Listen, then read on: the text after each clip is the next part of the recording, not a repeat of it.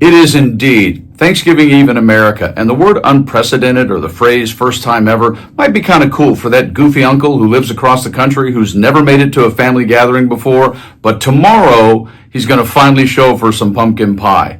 Except in this breaking story, it doesn't sound as great when you're discussing the European Union and Russia, and the word unprecedented or the phrase first time ever comes into play.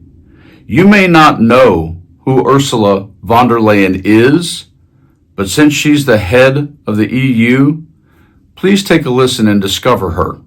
But what I think is more important that we discuss with our American friends also the fact that Russia is not only a threat to Europe, but a threat to the global security as a whole. Because Russia is not only an autocratic state, it is threatening democracies, but it is also increasingly becoming aligned with others like Iran, North Korea, and together with China, fueling this war. And I think this is an argument where we also have to be very clear with our American friends. We see that technology from China and Iran is used by Russia on the battlefield. This shows that the security of the Indo-Pacific and Europe are interconnected, and so are the European and the United States interests in this cause. Living in Los Angeles, I personally know people who grew up in a Soviet Union-controlled USSR Ukraine. And so we might want to listen to our Undersecretary of Political Affairs when it comes to this. Earlier today, I spoke with U.S. Undersecretary of State for Political Affairs Victoria Nuland about the state of the war 2 years on. Well, Jeff, you are not wrong that these are tough days for Ukraine. So far, House Speaker Mike Johnson has refused to bring up a Senate-passed package, at least for a quick vote. Is there a way for the administration to get that much-needed aid to Ukraine absent action from Congress? Jeff, I would just start by reminding that this bill passed overwhelmingly in the Senate. 70 senators supported it, and they supported it because they understand that as much as this is about Ukraine's ability to survive as a democratic state, it is also about the larger principles of a free and open international order that benefits the United States.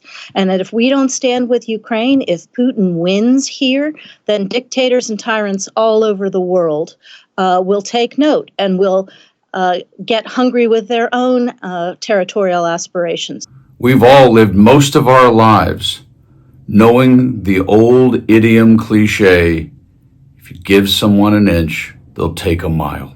And that is what is at stake in this breaking story when the head of the European Union just threw down a gauntlet and uses phrases like this is a watershed moment in international security and foreign affairs.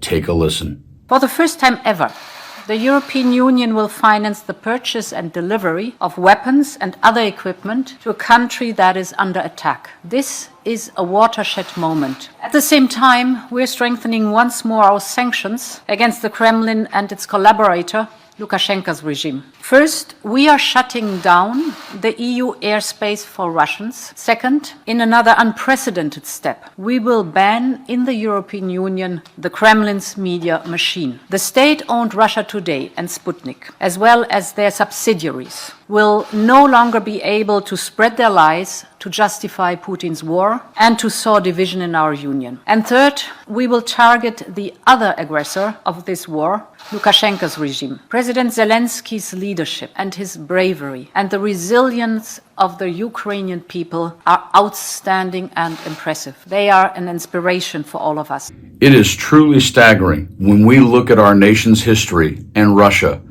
and you research or know about the Bay of Pigs, or you're old enough like myself to have remembered the Berlin Wall coming down, and such actions like that, that we're still in a place. We just had an election, and you literally have people all across the Republican Party who are talking about getting rid of, ending, terminating funding for the Ukraine to keep Russia from taking over the country.